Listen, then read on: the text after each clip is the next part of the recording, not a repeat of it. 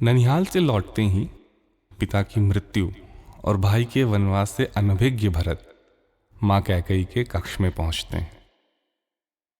श्वेत वस्त्रों में आभूषणों से विहीन मां को देखते हुए भरत किसी अनहोनी की आशंका से डर जाते हैं और मां से पूछते हैं, माते, क्या बात है?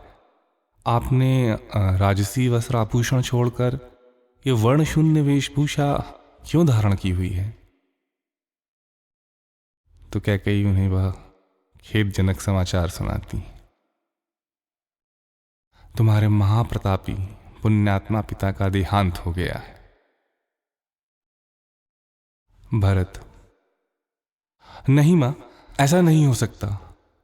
कल ही की तो बात है, नाना के घर जाते हुए कितने ही आशीष दिए उन्होंने और शीघ्र अतिशीघ्र लौटने का आदेश भी दिया।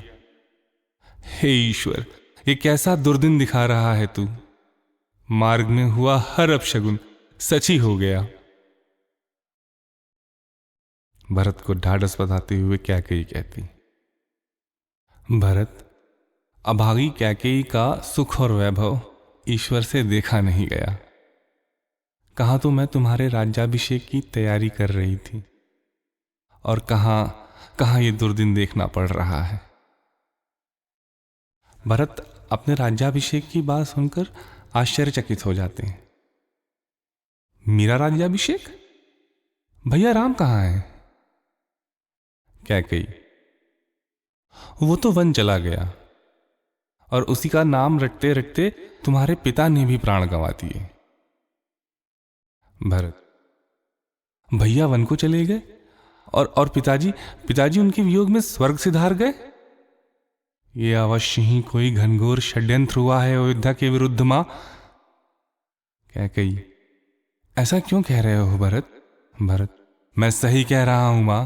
किसी कठोर, निर्दयी, स्वार्थी षड्यंत्रकारी ने ही ऐसी विषम परिस्थिति को जन्म दिया होगा मां। भरत प्रतिज्ञा करता है, जो भी इस जघन्य कृत्य का अपराधी है, भरत उसे ढूंढ निकालेगा, अपने जन्म को कोसेगा। मेरे राम और पिता का अपराधी, ऐसा दंड देगा ये भरत उसको। भरत का क्रोध देख मां फिर भरत को संभालने की कोशिश करती। भरत, हर मां का सपना होता है अपने पुत्र को बड़ा बनते देखना। उसी आशा से मैंने महाराज से उनके 2 वरदानों के बदले तेरा राज्याभिषेक और राम का वनवास मांगा था। मैं हूं इस अपराध की दोषी। भरत मां की यह बात सुनकर टूट से जाते हैं। मां, ये तूने क्या किया मां? ऐसा वचन मांगने से पहले तेरी जीवा कट क्यों नहीं गई? राम तेरी कोई बात नहीं काट सकता, ये जानते हुए उनको वन जाने का आदेश कैसे दे दिया मां? तूने सूर्यवंश के दोनों चमकते सितारे एक साथ अस्त कर दिए, वो भी अपने तुच्छ स्वार्थ में। कैकेयी बिफर पड़ती, ये सब मैंने तेरे लिए ही तो किया है मेरे लाल। भरत, एक ऐसी धूल पड़ गई है मां तेरी आंखों में। पिताजी और भैया राम के बिना क्या मोल ही है इस राज्य का। हारे विधि की विडंबना, दशरथ जैसे पिता और राम जैसा भाई तो दिया तूने, पर ऐसी कुलनाशिनी कलंकिनी कोख से जन्म दिया इस भरत को। अब पिता की मृत्यु का कारण होने का अपयश लेकर जीना पड़ेगा इस भरत को। कुलनाशिनी भरत तो क्या, आने वाली हजारों पीढ़ियां तेरे इस पाप को क्षमा नहीं कर पाएंगी। आज भरत ने पिता ही नहीं खोया, आज उसकी मां भी मर गई है।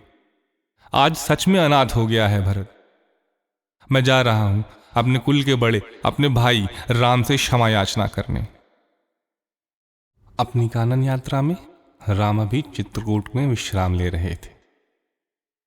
लक्ष्मण को आकाश में उड़ती हुई धूल दिखाई देती और किसी चतुरंगिणी सेना के पदचाप सुनाई देते हैं। भैया, आकाश में धूल के बादल उड़ रहे हैं, ये तो किसी सेना का शोर लगता है। अरे, ये तो अयोध्या का ध्वज है। अवध का राज लेकर भी भरत को चैन ना आया। निष्कंटक राज करने को हम पर ही बोला है अब धावा। राम, लक्ष्मण को शांत करते हुए कहते हैं, शांत हो जाओ अनुज। भरत के लिए मन में ऐसा विचार आना भी अनुचित है। भरत के उदात्त चरित्र से तुम भी भली भांति परिचित हो। उसके आने का उद्देश्य अवश्य ही कुछ और है। भरत राम के पास पहुंचते हैं। भैया राम, भैया राम, हुए प्रतिकूल मेरे भाग्य जो आप वन को आए हैं बंधे तात के वचनों से मर्यादा को निभाए हैं। भैया आपके ही मोह में पिता ने प्राण त्यागे हैं। भरत और ये नगर पूरा, ये दोनों ही अभागे हैं। चलो अब साथ, चलो अब साथ हे रघुनाथ, हम अनाथ तुमको लेने आए हैं।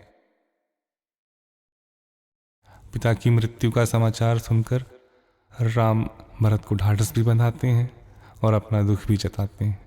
भाई भरत, पिताजी का ये समाचार हृदय विदारक है, पर उनके आदेश का पालन उनके जीवन मात्र तक तो सीमित नहीं था। उनका हर कथन धर्म है मेरा। अब तुम ही कुल में श्रेष्ठ हो। जाओ, जाओ और अयोध्या पर राज्य करो। भरत भाई का ये आदेश मानने को एक क्षण को भी तैयार न थे।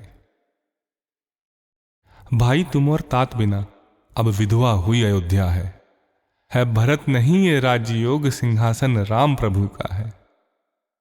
तुम अपनी चरण निशानी दो, सिंहासन पर वो ही बैठेगी और समस्त अयोध्या दिन गिन गिन राह राम की देखेगी। 14 वर्षों तक वहन कठिन ये भार भरत कर जाएगा, पर हुई एक दिन भी देर तुम्हें तो सच है वो मर जाएगा।